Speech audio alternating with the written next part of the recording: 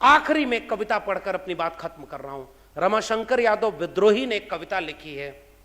कुछ औरतों ने अपनी इच्छा से कूद कर जान दी थी, ऐसा पुलिस के रिकॉर्ड में दर्ज है। और कुछ औरतें अपनी इच्छा से चिता में जलकर मरी थीं, ऐसा धर्म की किताबों में लिखा हुआ है। मैं कवि हूं, करता हूं, क्या जल्दी है। मैं एक दिन पुलिस और पुरोहित दोनों को एक साथ औरतों की अदालत में तलब करूंगा और बीच की सारी अदालतों को मनसूख कर दूंगा। मैं उन दावों को भी मनसूख कर दूंगा जो श्रीमानों ने औरतों और बच्चों के खिलाफ पेश किए हैं। मैं उन डिग्रियों को भी निरस्त कर दूंगा जिन्हें लेकर फौजें और तुलबा चलते हैं। मैं उन वसीयतों को खारिज कर दूंगा जो दुर्बलों ने भुजबलों के नाम की होंगी। मैं उन औरतों को जो अपनी इच्छा से कुएं में कूदकर और चिता में जलकर मरी हैं फिर से जिंदा करूंगा और उनके बयानात दोबारा कलमबद्ध करूंगा।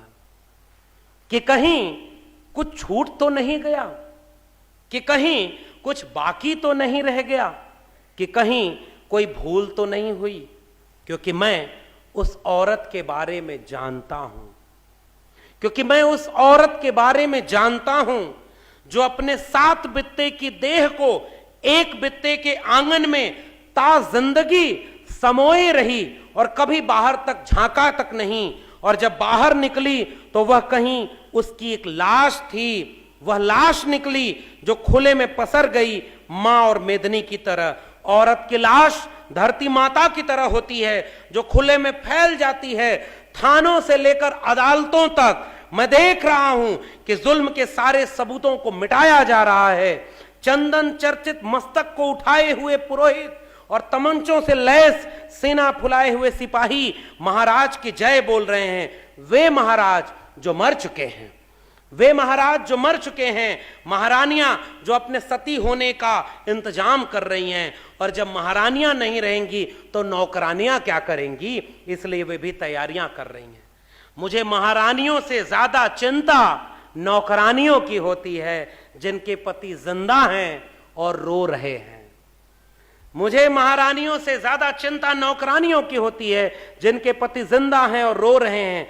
कितना खराब लगता है एक औरत को अपने रोते हुए पति को छोड़कर मरना, जबकि मर्दों को रोती हुई स्त्री को मारना भी बुरा नहीं लगता। औरतें रोती जाती हैं, मर्द मारते जाते हैं।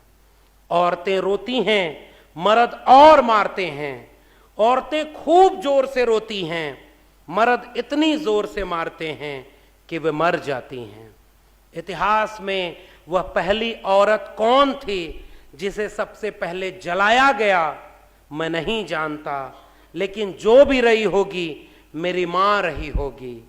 मेरी चिंता यह है कि भविष्य में वह आखिरी स्त्री कौन होगी जिसे सबसे अंत में जलाया जाएगा, मैं नहीं जानता, लेकिन जो भी होगी मेरी बेटी होगी और मैं यह होने नहीं दूंगा। जय भीम, जय मंडल, जय संविधान, इंकलाब जिंदाबाद।